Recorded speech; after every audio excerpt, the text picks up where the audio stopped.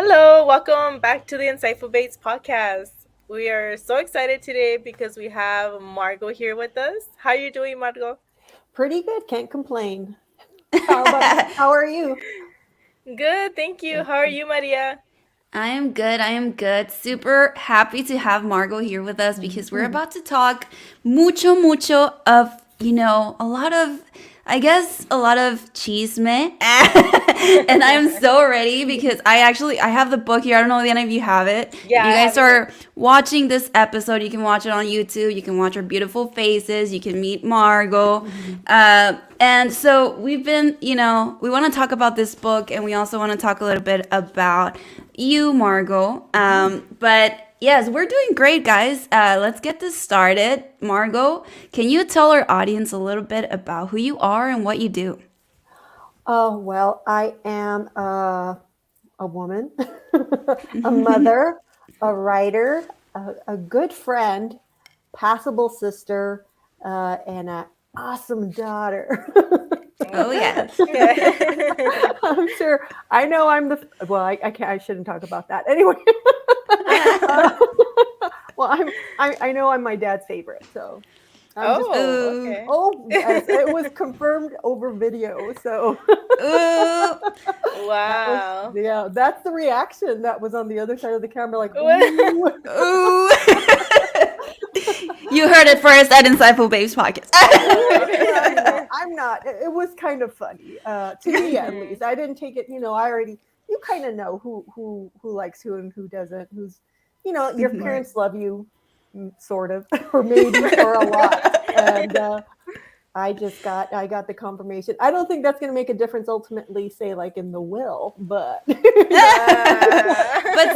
something. Yeah. You well, get bragging rights. I can brag. I'm a lot like Yeah. my dad, so it Mm. would be natural, I think, for him to like me. I have been a journalist. I have written for magazines and websites, and then before turning my attention soon after my son was born to writing fiction. And that's what I've been doing on and off since about 2000. Like my first book was published in 2007. And then another one and another one and another one. And 2012 was my last one. And then in 2022 of August, my fifth novel came out. So Yeah, Yeah. that's And awesome. do you have siblings? And if you do, how many? I have three sisters. My oldest sister Martha passed away last April, and then two other sisters and a brother who's the youngest. So there were five of us, and Okay. two dogs, sometimes chickens. Once there was goats. Whoa. I love that. Yeah, so a big family, and a mom and a dad. Mm. Okay. I love that. I want to go so bad. They're just They're so really wild. they're sweet. They were sweet, Yeah. but you don't have goats in Cypress Park, but somehow my dad got away with it for a little while. So he grew up on a ranch. Oh, okay. Okay, that Yeah, that makes sense. yeah. Where are you right? Like where are you located? I am in San Francisco. I In moved San from Francisco. LA, where I was born and raised, and came up to San Francisco for college. Stayed for 10 years, had my son, and then when it was time for me to go to kindergarten, I realized it was time to go, and we went back to LA, and I raised him there. He graduated from high school down in LA, and then went to college and in Boston, got himself well established. And I said to him, "Okay, then you're doing well. It's time for me to do what I want to do and need to do for myself." So packed up everything and moved to San Francisco, back to San Francisco That's on my awesome. own, except for the movers. It's like I begged them to stay, but they didn't want to. They were really nice men. I mean, I've been really lucky. Russell's Moving and Storage down in LA. I've used them for like 3, 4 moves. They're really good. Mm, Okay. okay. They still charge me full Margo price. ah, Margo recommended. Yeah. How was that like starting over like, kind of your kids are growing up, like how was that, starting like again? It was great. Yeah. it was it was honestly it was almost like leaving for college again. Mm. and having that sense of I'm making this choice completely independent of anyone else's input other than what I know is right for me. And I did take a while to decide to move back. I took like almost a year and some months. Really thought about it because it was like I know the initial impulse was like all of a sudden like, oh, I can move. I don't have to stay here. Um, and then I said, okay, is this a reaction or is it an action? So initially it was a reaction to being bored and not feeling really like I was in the right place. I had outgrown where I was staying. And then I moved to another place that was even more suburban, very family, and I just didn't fit in. And Mm-hmm. I decided it was time to do something about it. And that meant literally moving physically, mentally, and emotionally. Yeah, I love that. Yeah. Well, I don't love moving, but I'm good. Yeah. Who doesn't? I mean, who Absolutely. does? No. I don't like moving, but it's nice when you like finally get settled in and you're starting a new adventure Mhm. and yeah. But yeah, the moving Yeah. process is hard. Well, we can sort of like compare that with when you decide to write a novel, right? Mhm. Like, especially, the this novel, the current novel that you wrote, because it talks a lot about things that we don't normally talk about in the Latino community. Obviously, we see it a little more now, but you did mention that you had this idea of Mhm. this story way back then when things weren't like they are today, where podcasts and friends talk a little more about the mental health problems and all of these things. So we can totally compare that to now. What was your first thought when you decided to start launching this book, this story? I knew, I mean, I wrote the first draft of this book around 2003 when my son was a toddler. And I knew even then that what I was doing was very, very risky.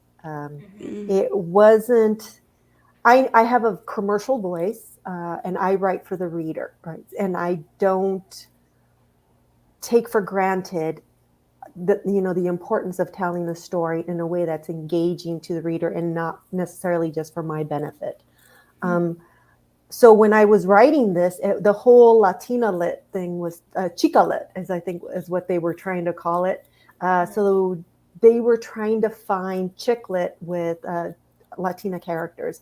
Um, and I had this book that didn't fit that genre. So and I wasn't ready to take it where it needed to go. So I set it aside and I wrote four other novels: Underneath It All, Life Over Easy, More Than This, and Goodbye to All That, which were much more commercial, very heavy on the humor, but underlying it was, Latina characters uh, finding their own way and not quite fitting in with their families once they had decided to do something a little differently, either get move away, get a divorce, focus on their careers, or just basically just have their own lives. So those novels were published, and then things changed in my own life and in publishing, and I sat on the Neapolitan Sisters for 2 decades. And it wasn't until I got really, really annoyed and frustrated with myself that I decided I needed to refocus on my writing and myself because my son was on, semi mostly independent, and didn't need he needed me to parent him. He didn't need me to mother him. So I had to take all that energy and put it back into myself, into my writing. And I also had to be, to be really willing to take a risk, Yeah. and not just. I had to talk the talk and walk the walk, right? Mm, And when Tony Kirkpatrick at Alcove reached out to me, um, asking within a few months of me deciding that I wanted to recommit to writing and get published again, like 100%, that's what I said I wanted to happen. And I wasn't going to be shy about it, even though I wasn't querying agents. I just made little adjustments first in my attitude and how I kind of approached my day. And then she reached out to me. And when I decided to pitch her this story, it was like, the heartbeat started going, and because I Mm. knew what I was doing. I was gonna drop a bomb. Yeah. A big one. A big one. Yeah, I knew and it wasn't because I was out to hurt people. It was just Of like, course. what? I am in a place in life where I have earned my perspective, and I don't make any apologies because I have a certain interpretation of our dysfunctional culture. Let's just put it Mhm. that way. Um, and the way the enforced silence and all the BS we have to put up with as Mhm. women, as daughters, as sisters. And I was just, I wanted to explore that, but in a very honest way and also in a very compassionate way. And I could only do that with all the life I lived between that first draft and when I said to Tony, I have this book. And then she really resonated with it. She really loved it. And I was like, okay, she loves it. So then that means that I have to go forward now. Like, Mhm. I was just like, here it is. It's exposed. Um, let's go for it. And it was an intense rewriting because I hadn't looked at it in years and years and years. Okay. So I had to rewrite and polish it in about 3 months. And Oh my god. now it's published, and I am so proud of it. It's honestly the first book I ever admitted that I love. I do love this Okay. book. Yes. Wow. Yeah. And it Yeah. was a labor of love, honestly. It really was. Mhm. Yeah. That's crazy how like it took you like it takes that long, but like everything works out at the perfect time. Like I don't know, I think that's great. I would hope so. I mean, people say that, and I think in that case, you're right. This book could only happen at this point in my life, Yeah. honestly, because I was not in a place before to. I didn't have the freedom and the stability, and honestly, the safety to say I am fully committing to myself as a writer to tell fictional stories with truth and integrity, and Mhm. not shy away from difficult subjects this book is the first book where I full on wrote sex scenes. And Mhm. yeah, they were fun. Yeah, that I was like, Mhm. whoa. Is this happening? Yeah. Oh, I wish it no. It's one of those things I said, if I'm going to show these characters, I'm going to be honest about all aspects of their life. Like not Yeah. only Dooley's, kindness and compassion and her struggling to be sober and living life and Mm. all the pain that comes with it, but also the part of her that loves pleasure, right? And pleasure Mhm. sometimes is addictive. And Claudia wanted to be the boss of her man while also wanting him to take care of her and not really understanding how to balance those two things. Mhm. And then Maritza's very particular approach to sex. Mhm. So it was interesting for me as a person, as one person, to find out how three different women would approach something as personal as sex. Mhm. Mhm. And that's Yeah. not something we talk about I mean, we joke about it as Mhm. Latinas. Like, I mean, you get in a room with full of Latinas, oh my God. Oh yeah, we have some dirty jokes. Oh, Yeah. yes.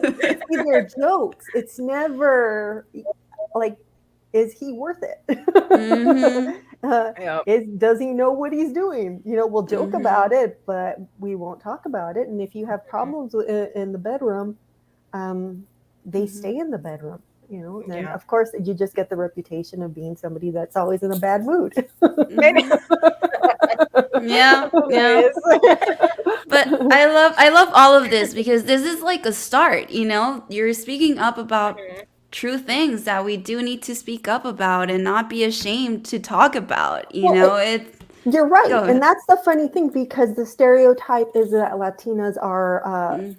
sexy, hot Mhm. blooded, you know, always down to go kind of thing. And Yeah. that, I mean, it might be the truth. It might be the truth that we're exuberant and very Passionate. passionate, yes, but that doesn't mean we're getting good sex. Mhm.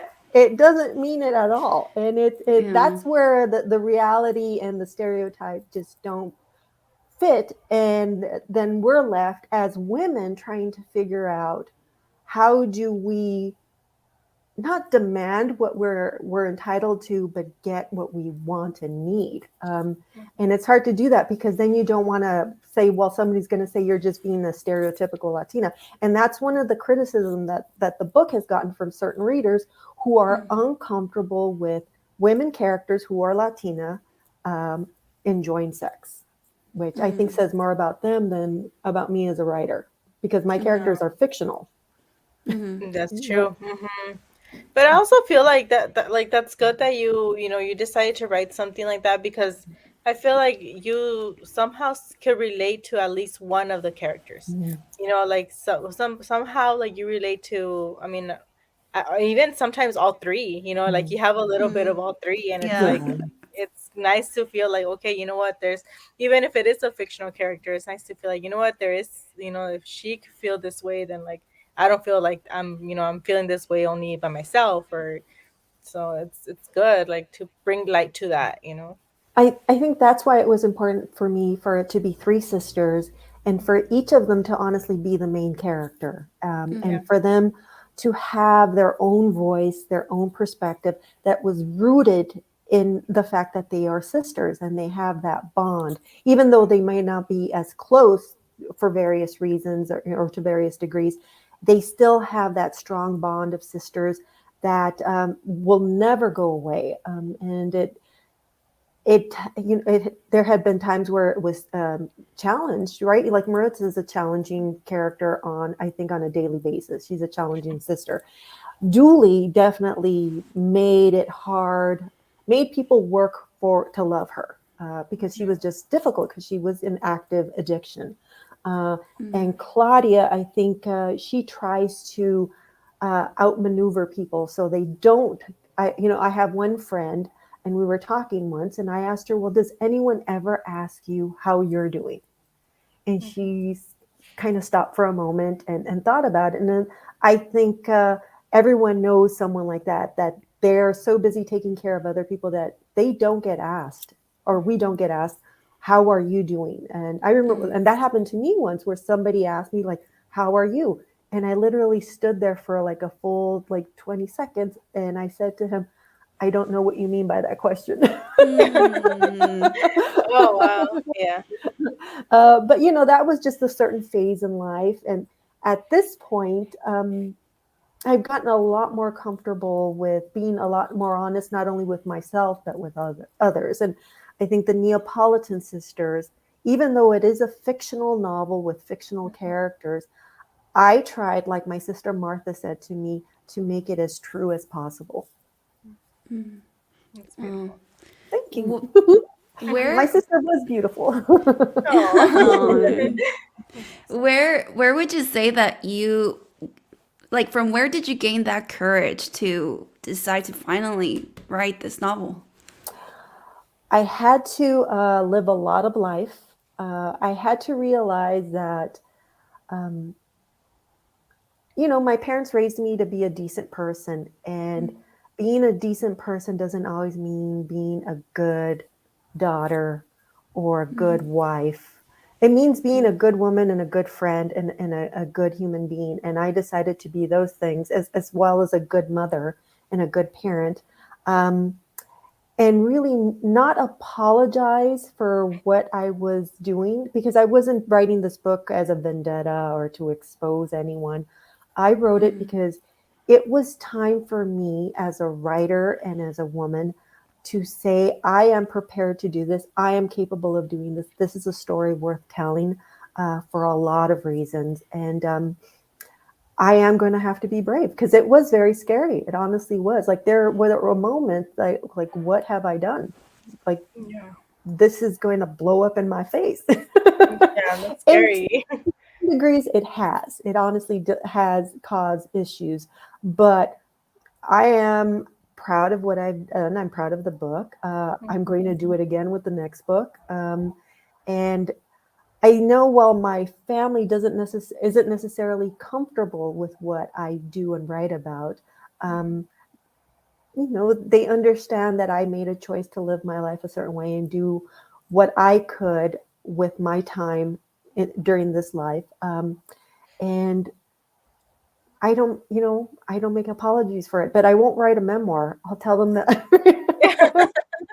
That's funny. That's the one thing I won't write a memoir Yeah. because no, that would be a step too far for like I do want to go to Thanksgiving. Right? Yeah, I still want to be part. Yes. That's hilarious. So, like, since we're talking about that, like, were they like when you said that you're the first writer like in your family previously? Like, did your like how was that like breaking the news to that like to your family? Like, how did you do Yeah, it? and being a first gen, it's Yeah. amazing. It is. I when I told them, I come from a very working class, blue collar. Dad worked, mom stayed at home family. No one went to college. Everyone, you were expected to get a good job and keep that job until you retired.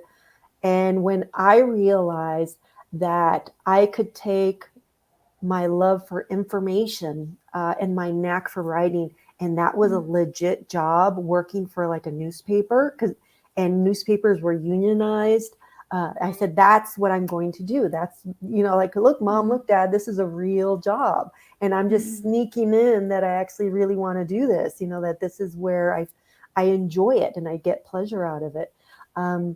And I went from LA to San Francisco State, and I majored in journalism. And I caught like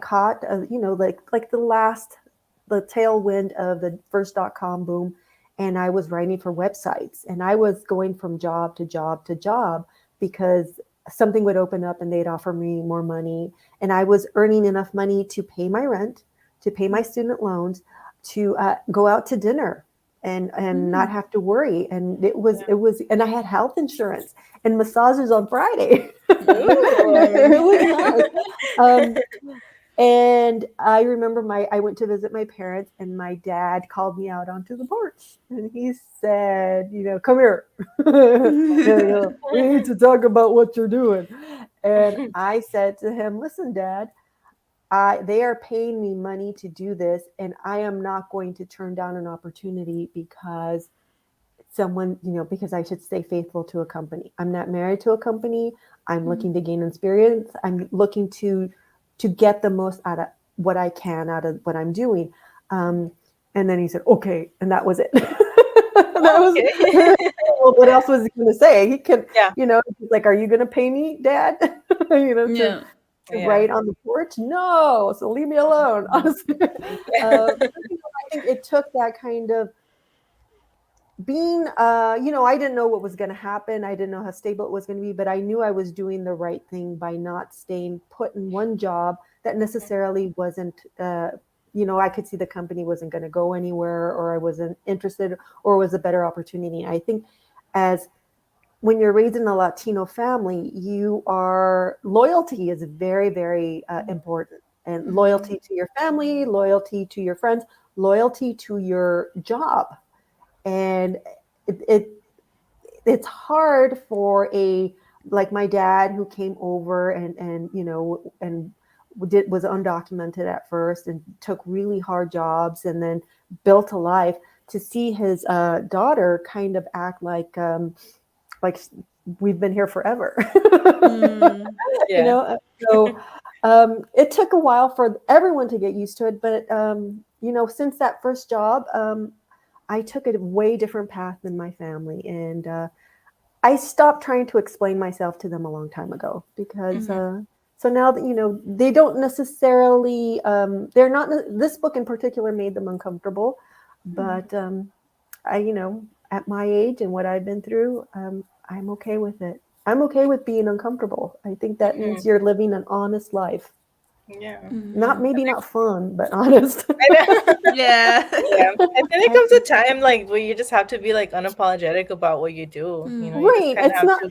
it's not like I'm driving drunk or anything. It's like I don't Exactly. care. It's just like I am writing novels. I am writing fiction, and I think if I was delving into maybe like personal memoirs or something like that, then I Yeah. would have to say, okay, I need to have a talk with my family, because that's Mhm. just not my perception or interpretation of history.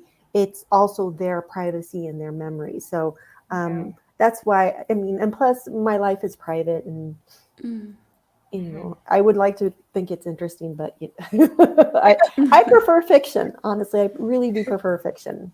And coming from a person who was very logical and fact based, I just have a really good imagination. Mhm. Um, Okay. yeah, I got Creative. lucky. Thanks, Mom. Thanks, Dad. How do you get into that zone of like, creativity when Mm. writing?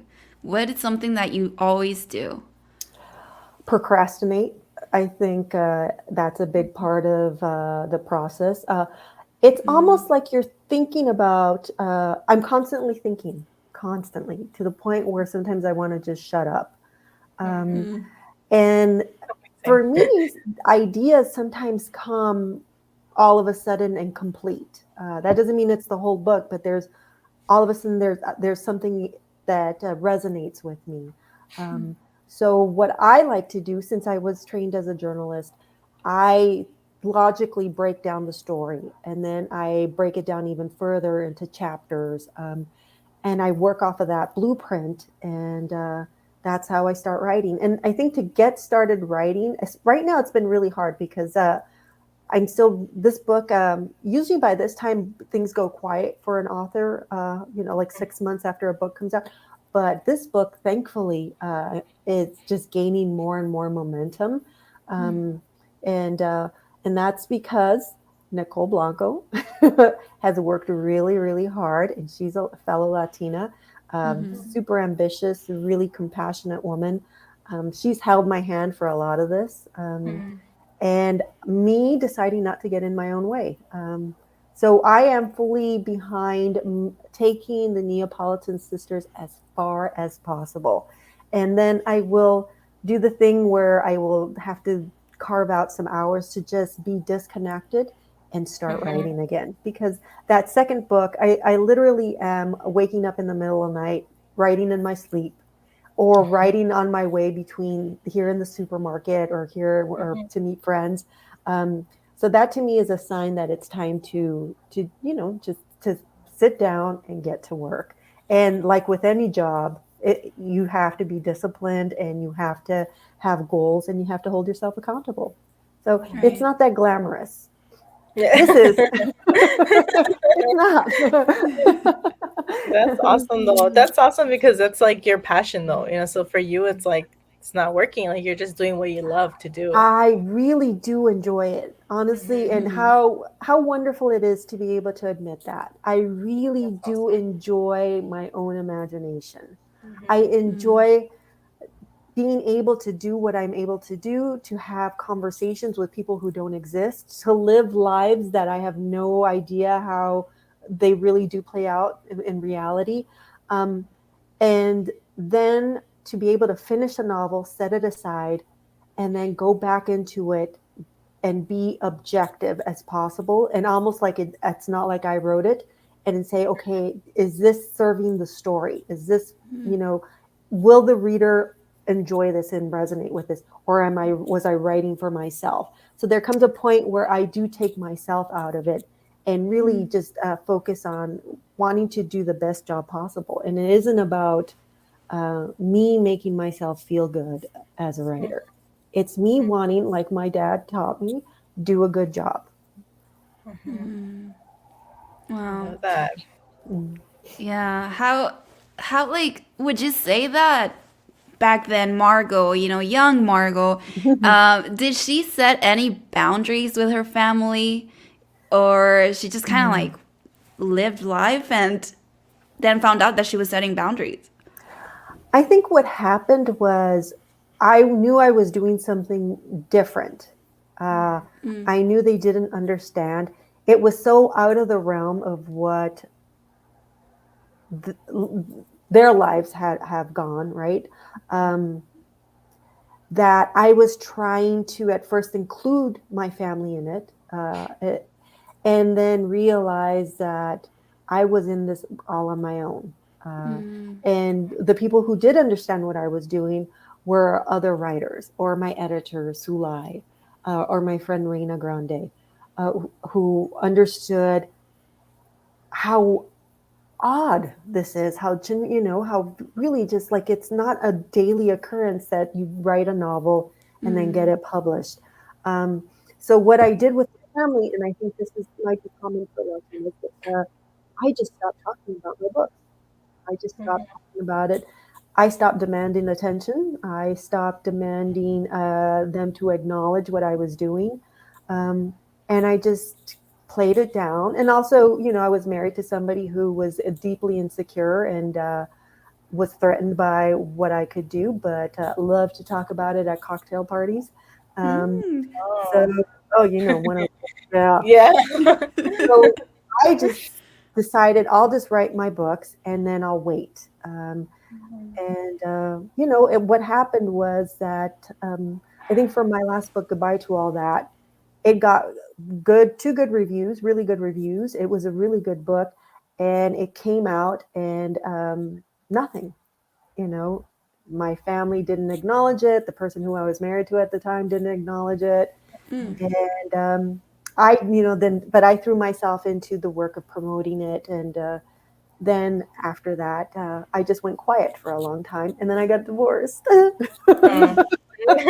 And a whole new Yeah, journey began. Oh my God. Honestly, I would say to anyone, I mean, divorce is sad and divorce is hard and divorce makes people uncomfortable, but I am so happy to be divorced. it's good. We're I here was for it.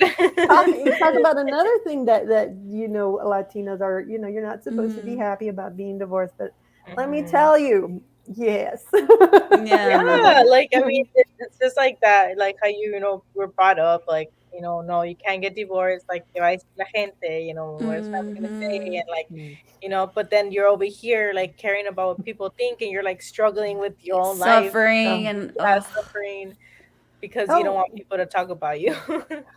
I mean, I internalized that. Mhm. I stopped talking about it because you realize that, because especially when a marriage looks good on the outside, and most of them do unless the cops are being called, right? Yeah. Um, um, People, especially Latinos, what do you have to complain about? You have a nice house, a nice Yeah. dog, you go to nice vacations. What's the problem? Um, and I was just like, well, then obviously you don't want to hear what I'm saying, and I will shut up. And I'm talking to the wrong people. So I think when I did announce that we were getting, I remember when I told my nephew Justin that I was going to get a divorce. He said, "Oh, sure." That's what he said, and I Really? was like, you wait, just you wait." Yeah. And so I remember the day that I set up the appointment to start the process. I called them up and it's like, I told you I was going to do it. In your face.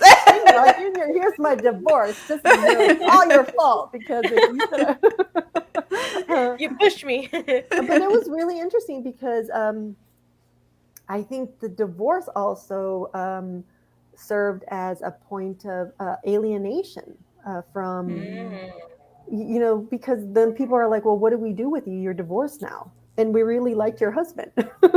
Oh, that's true. Mm. And I was like, well, get over it. I know, right? No. I Like have. Yeah. I'm moving on. I'm moving on. Yeah. That's funny. But it was, I think all of those things, like, a whole lot of life had to happen for me to be in a place where I can now, as all the things that make me up as a person and a woman could come into play, so that I could write, fully flesh out the story and connect with the characters of Claudia, Dulcina, and Maritza in a way that made them real people. Yeah. And not just flat, not just vehicles for me to tell some jokes and write some good sex. Mm. That's it. Yeah. I mean, I think those days, I think I'm not going to cheat myself anymore as a writer I mean, I'll always use humor. Yeah. Always. I think it's ingrained. I think it's just ingrained in me and in our culture to use humor. but I'm really looking forward to exploring other stories and other characters, and I'm really grateful for these three sisters allowing me to really come into my own as a writer, honestly. Yeah. Mm. And I feel like they're actually like like they're really out there. Like I feel like Yeah. like I feel like they're real people. Like that's how much I'm like so into the Honestly, book. I've had readers come up to me and say they know somebody. They Yeah. A lot of people know a Maritza or shades of Maritza, and then of course you have your Julies, and then you have. I mean, I think all of these, all three of the women, all three of the characters, they should feel like real people. They honestly should, because that means I'm doing my job well, Yeah. and that to me not only is like a compliment as a writer, it also makes me feel good because again, it just feeds that working class, blue collar. Like I did the work and I made something good. So thank you.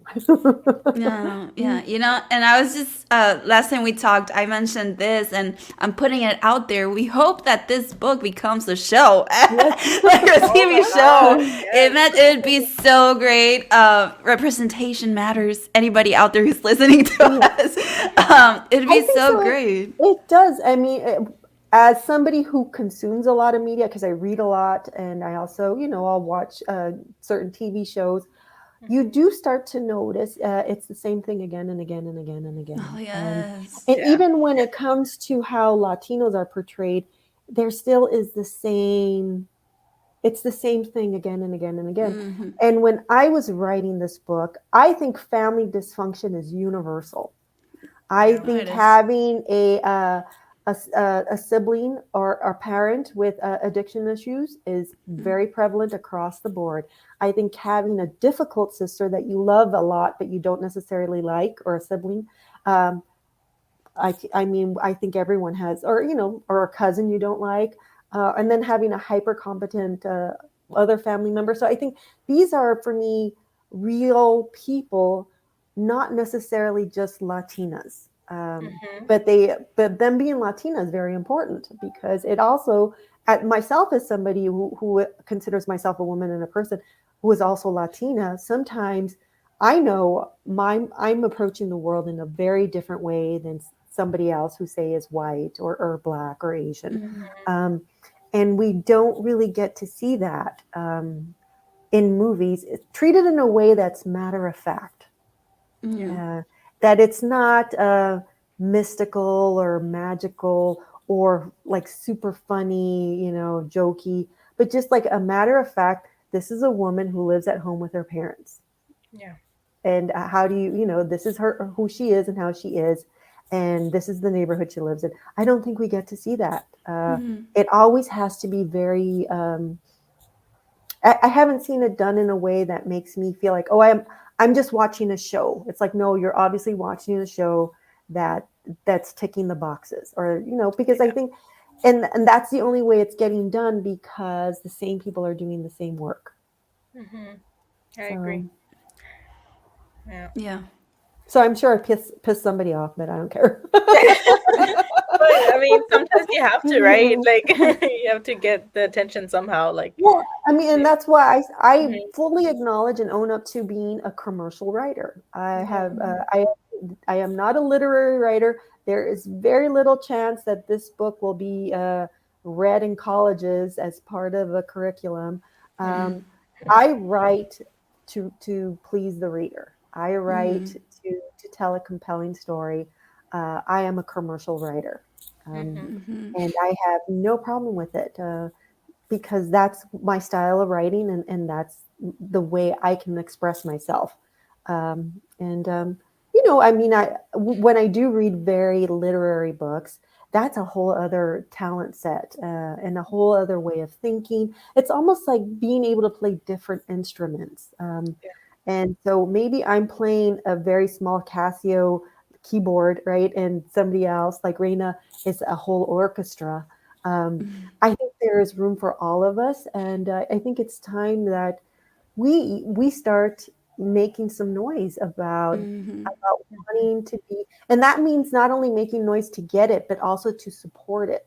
So within Yeah. our own Mm-hmm. community, and this is much more prevalent now, especially with you doing the kind of work that you do. When I was first starting out, it was really hard. It was very Yeah. it was really discouraging, honestly, to the lack of support and the lack of just people caring. And Yeah. so I was just like, well, I'm not going to stop writing Latina characters, but I need to see that I need to branch out because there's no money in publishing unless you make money. Um, Yeah. and the only way you're going to make money is if you sell books. Mm-hmm. And Mm-hmm. then you sell books, and then publishers will start treating us like authors and we'll Right. get the marketing budgets. Yeah. And that's the thing. The marketing budget means that the publisher believes in your book. They may not Mm-hmm. like your book, but they believe that it's going to sell and they want to throw some weight behind it.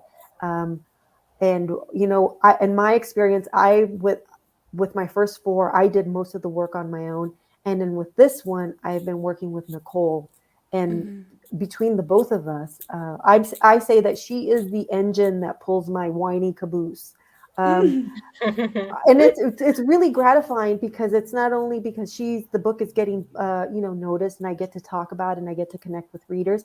um, it's that she gets to promote something she believes in, and Yeah. like I said to her, I want us both to be successful. Hmm. And I don't want to be embarrassed or ashamed, or let's play down the fact that we have ambitions. And it's just like, no, let's go for it. Yeah. So Yeah, and when that is also huge, the ambition part for Latinos or Latinas, Mhm. it's like don't even mention that you're ambitious. No, It's crazy. it's one of those things. Work hard, but don't be ambitious. Hmm. Uh, Come home exhausted at the end of the day, but don't necessarily expect anyone to really, want more than that to happen. Yeah. I think for me, that has been one of the hardest things. Like I've had to talk about it in therapy. It's just how uncomfortable I am with the idea of success and what does success mean. Well, and if I am successful or admit I want to be successful, do I drop off the face of the earth after that? So it's been a process, and at this point, I am channeling my ambitions into making more opportunities for myself and making more opportunities for the book, and not standing in my own way. And I think when you don't necessarily have, say, a mentor or a model of being successful, you have to figure it out on your own. And you also have to be, kind to yourself and honest, as to, like, well, maybe this is as much as I'm comfortable with. Like I told Nicole when she wanted me to do, like, like selfie videos and stuff, and I did one, and I had like a nervous breakdown, and I said Oh that Oh. it no. was just awful. It was all I just it said this that's just not me. I can't do Uh-huh. it. I won't do it. I'll do just about everything else. I love, Hmm. talking back and forth, but I said I can't do that, and I know that those are the things that get the clicks. And I said no, I won't. And I think she's waiting for me to get over it, but no. I think You're like, that's the not gonna boundary. happen. It's just a boundary. It honestly is. It's a personal Yeah. boundary, and it's just something I'm not comfortable with. And I think as a Latina with an opportunity, sometimes we don't say no because we don't think we have the right to say no, or it would make somebody upset if we said no, or who are we to say no? And I'm saying no because no is honestly one of the most powerful words we could ever use. Um, Yeah. and I say no all the time now. You're like, hey, no, no, Like, no, no, I'm not you. going to talk to you. No, I'm not, I mean, it is That's like, no, I'm not going to get involved, or yeah. no, I'm not going to clean up your mess, or Hmm. no, or honestly acknowledging that some things are just none of my business. Yeah. That's hard as a family member because uh, everyone is enmeshed to a certain degree. And when you decide, when you have boundaries, and I know this is new to Latinos, boundaries Yeah. are new concept to us. I know for me, I mean, it's relatively recent.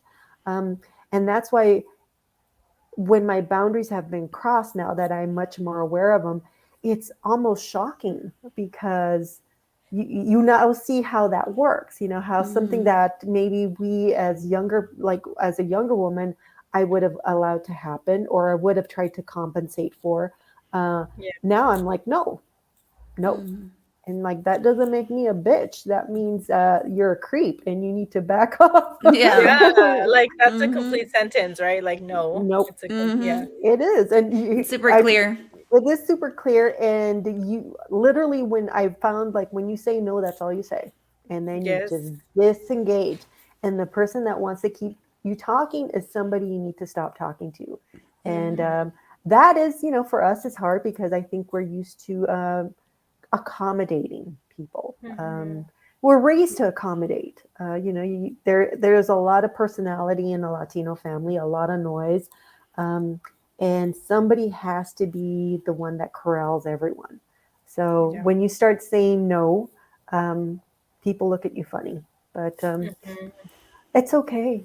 And It's I also heard like people being a people pleaser is like being selfish as well.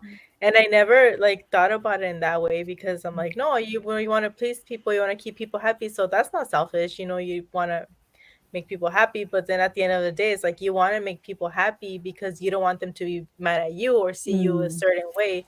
So that's being a little selfish. And I never thought about it in that way. And that whole perspective of it changed my mind. I was like, oh wow, that's I'm being selfish. I was like, oh, okay. I like that. yeah. Does that help you Yeah. kind of negotiate more difficult Yeah, interactions with that's definitely. well, I think when you know something, when you all of a sudden it resonates with you, it literally changes you on a cellular level. It might be a very slow process, but Yeah. once you know something, you cannot unknow it. And I think that that's something with the book. Though the three sisters never come out and talk directly about what's going on or what happened, it is with them always. And they've literally, like a tree grows around something, they've grown around it. And It's one of those things that when I was writing the book, I was like, well, how do I talk about something we don't talk about? And I did it as best. I mean, there are points where I had to pull back because I wasn't writing a preachy book. It wasn't a book solely about what it was about. It was about how three women go from where they are at the beginning and, their first pages to the end pages. And how does that happen over the course of a month? Um, and That comes from, I think, life experience. Even though the book I wrote the first draft 20 years ago, um, Mhm. it took all that time and all the life I've lived to be able to fully commit to writing it um, Mhm. in a way that allowed me to use my experience through their characters. And that's a wonderful thing. I get to do that as a novelist, and I Yeah. am as surprised as anyone, honestly, that this is that I've done this. It's I don't take it for Yeah. granted at all, Yeah. and I don't downplay it either. Where I used to keep it very quiet. I used to, and like, kind of. I remember telling somebody I thought I was like being a plumber, and I realized no, because I can't do plumbing. Mhm. I can't. And it took talking to my friend Bonnie, who made me appreciate that it's okay to acknowledge that you have. She said, writing is a gift, is your gift, and she said it's disrespectful for you to dismiss it. Uh, Yeah. and Like, okay, I was like, fine, I'm mad at you, Bonnie. Bye. Oh. But now I'm able to say it is a gift, and I'm so Yeah. happy. Like, whatever had to happen, all those generations of those gene combinations and whatever, that I can write. And I think I admitted that, I was meant to do two things in this world, to be a writer and to be my son's mom. And I'm getting to do both. So Yeah, and we are so grateful with you, Margo. We are so grateful for taking up that courage and writing this story. It's a powerful family drama story, guys. You really want to read the Neapolitan Sisters. We will be posting all of the information on this book. You can find it anywhere, really. But you can miss it if you guys were like that typical person who would watch novelas, with your mom or your tias, your abuelita. This story, guys. Oh. It's like a whole telenovela and you will love it. And I really can't wait for it to be a show. Putting it out there again. Like, really, it is so good. But thank you so much. Shout out to Nicole for making this possible. Muchas gracias. And, Margo, like, we are so excited for your next novel. Like, we are ready. And please let us know when that's ready. It's ready to go. I know what it's about. I have the title. I just need to sit down and do the work. So. Yes. Not today. Well, thank you so much, Margo. We're going to cut this episode because, guys, we're Latinos. We can go on for hours and hours. Like, yes, but okay, life goes on. We have to. Let's keep being a boys together. To write. Yes, and Margo, it's time for you to keep writing. Mañana. Thank you so much. Where can our audience find you or contact you? Well, I have a webpage, margocandela.com. I'm on Instagram, Twitter, and Facebook at Margo Candela. And I have a newsletter also that comes out every month. So people can connect and reach out, and I'm doing events that that either you can join via Zoom, or if you're in the neighborhood in San Francisco, one's coming up the last Friday of this month. So things are happening. I'm out there. So reach out, connect. Love that. Well, thank you so much, Margo. We were super happy to have you on here, and we hope to, get together sometime. And definitely keep talking about all of this. I think, if ever you need somebody to have a raunchy story, I'm your person. The people in San Francisco, they don't close their windows. Now we know where Margo gets all of her stories, guys. Pull the shades, man. Pull the shades. That is so funny. Alrighty, well, thank you so much, Margo, and we hope to get together sometime soon. And we'll be back for more, guys. Thank you for tuning in. Thank you.